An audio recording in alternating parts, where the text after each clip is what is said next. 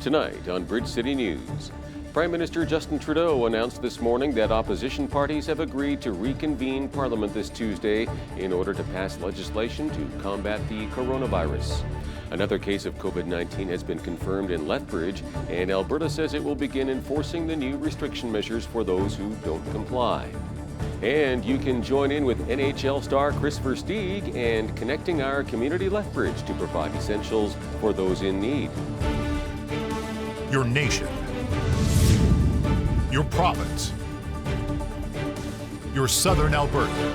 From the heart of Lethbridge, it's Bridge City News with Paul Arthur. Good evening. Thanks for joining us. Prime Minister Justin Trudeau announced this morning that Parliament will reconvene Tuesday to pass legislation to combat COVID-19. After conversations with our colleagues on the other side of the aisle, I can now confirm that the House of Commons will be recalled on Tuesday at noon so we can pass emergency legislation that will put our plan into motion. I recognize that millions of Canadians are practicing social distancing, are choosing to stay home, are looking for ways to keep 2 meters apart from each other and taking this very seriously. That's great because this is a situation in which individual Canadians behaving responsibly will help themselves, help their neighbours, and mostly protect our healthcare workers. This is something we need to do together. We are, of course, continuing to work very closely with all provinces, with different orders of government, to make sure that people are understanding what they need to do and doing it.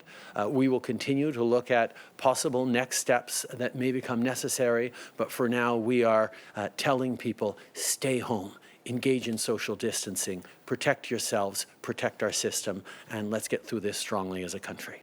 The Prime Minister also said the government is working with Canadian Airlines to bring more Canadians home from abroad, with Air Canada, WestJet, and Air Transat all arranging flights around the globe. 444 Canadians who had been stuck in Morocco arrived in Montreal last night aboard an Air Canada commercial flight. Another case of COVID-19 has been confirmed in Lethbridge, bringing the total to 3. Alberta Deputy Chief Medical Officer of Health, Dr. Marcia Johnson, gave an update yesterday on our provincial numbers and on the enforcing of the new restrictions for those who don't comply. Since yesterday, in Alberta, we've had 31 new cases of COVID-19. This means that 226 cases have now been identified in our province. We suspect that up to 16 of these cases may be due to community transmission. 11 individuals are now hospitalized and 6 are receiving care in ICU. So it's good that people are out and about. Great if they're maintaining the social distancing. There are reports across Canada of people not following the advice. Here in Alberta, we are receiving some of those reports. A plan is in place and will be starting to roll out over the next week that would allow public health inspectors to monitor large groups and restaurants and businesses. There's also power being provided to the police to deal with, through fines, I believe, with people that might not be following the recommendations. But we are counting on people doing what they can for themselves, their families and friends. Many of you know that two-time Stanley Cup champion Chris Versteeg has Lethbridge roots, and he has once again stepped up to the plate to help out our community. One of his friends is Mallory Christiansen, a spokesperson for Connecting Our Community Lethbridge, who says Versteeg has been generously giving out donations to families in need to help them buy essentials during the COVID-19 pandemic. And Christiansen is taking it a step further, asking Lethbridge residents to pitch in as well. So I've been contacted by amazing human beings, and we want to keep this going. My main focus will be for the homeless population by putting some money forward to give back to those on the streets, and this is going to be care packages with amazing, fresh, healthy foods, the fruit, the juice boxes, hopefully some toothbrushes if we can get some dentists on board, and then we're going to make some magic happen for single parents who are struggling, and it's going to be everything from gift cards to grocery stores, gas vouchers, teachers, and we need you guys. We need your help. So if you want to jump on board, let me know. The other initiative that we're currently doing right now is we're going to be gathering some people because apparently there's a lot of kids at home, and we know that they're probably bored, and we want to encourage parents to take some time to draw some loving cards filled with compliments. We're just getting all the approval and how it's going to work to distribute these to long-term care facilities as well. So that's in the making too. So you guys, if you're interested, connect with me. If you'd like to participate, just look up the Facebook page for Connecting Our Community Lethbridge.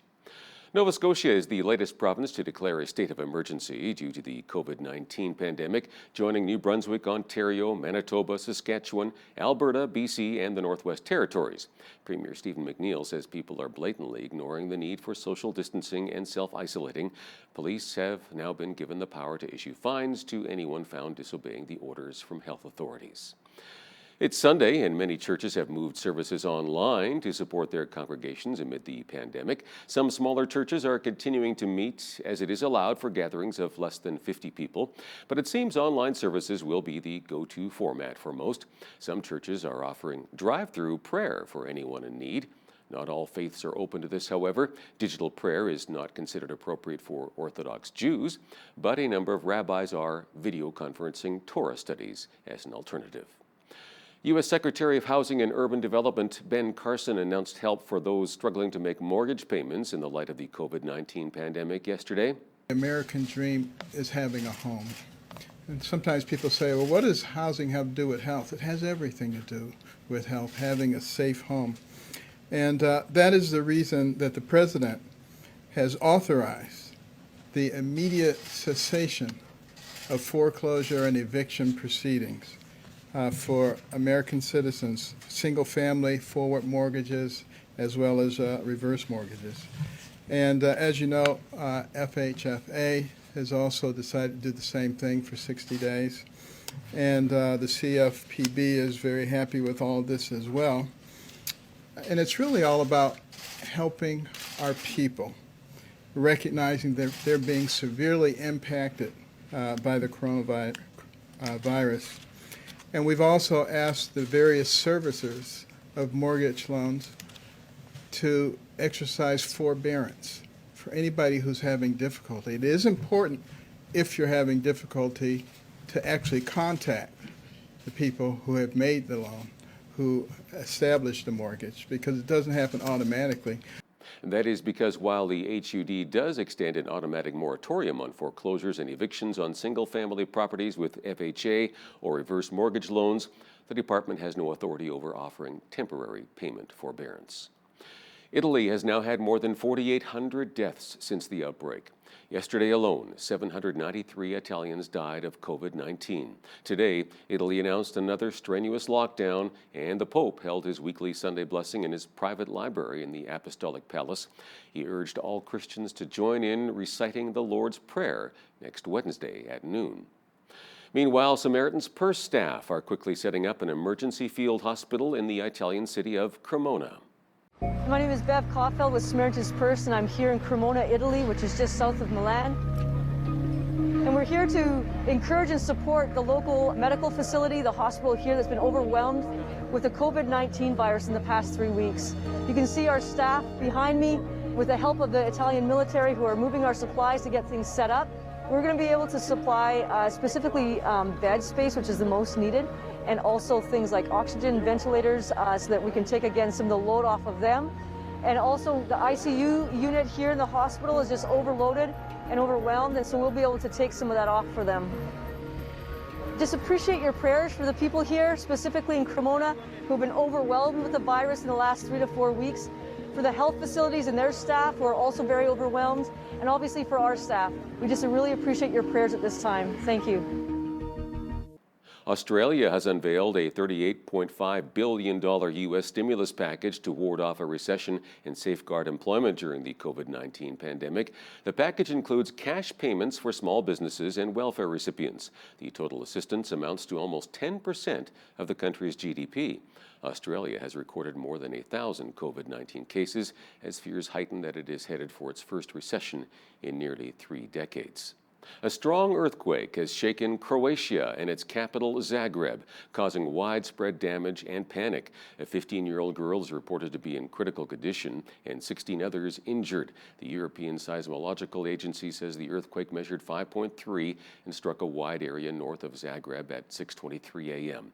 It struck amid a partial coronavirus-related lockdown. McDonald's is the latest restaurant to announce that it is closing its doors to the public, and you won't be able to walk into the building to pick up your food order. But not to worry, the drive-thrus will remain open and they'll continue to make deliveries. Starbucks also made similar moves, closing storefronts this weekend while still offering drive-thru and delivery. Recapping one of our top news stories, Prime Minister Justin Trudeau announced this morning that Parliament will reconvene Tuesday in order to pass legislation to combat COVID-19. And a look at weekend weather. It was a good-looking day in southern Alberta today, and the mild temperatures will stay with us for one more day before we cool off for a couple of days. Increasing cloudiness tonight with a low of 0. Then tomorrow we'll get up to plus 11, along with a southwest wind gusting from 40 to 60. There is often pressure on young girls today to have outward beauty, but a local life coach says it's more important to focus on building inward beauty. Renee Peterson is a registered nurse and founder of Beautiful Inside Academy. Hal Roberts has that interview coming up, but first, here's a look at what's happening in and around your community. Here's your Bridge City News community calendar. Woods Homes Emergency Youth Shelter, The Core, helps families struggling with parent-adolescent conflict by providing crisis support. The shelter is open from 5 p.m. to 8:30 a.m. every day. They also offer professional counseling, referrals, and housing first supports throughout the day. For more information, visit woodshomes.ca or call 1-800-563-6106. Lethbridge Legal Guidance is a non-profit society offering free legal advice to low-income Southern Albertans. It holds clinics on Tuesdays from 5 to 7 p.m. by appointment only. Some of the areas the society assists in include family, criminal, traffic, immigration, EI, and other issues. For more information, call 403-380-6338 or email Lethbridge Legal Guidance at telus.net. And that's your Bridge City News community calendar.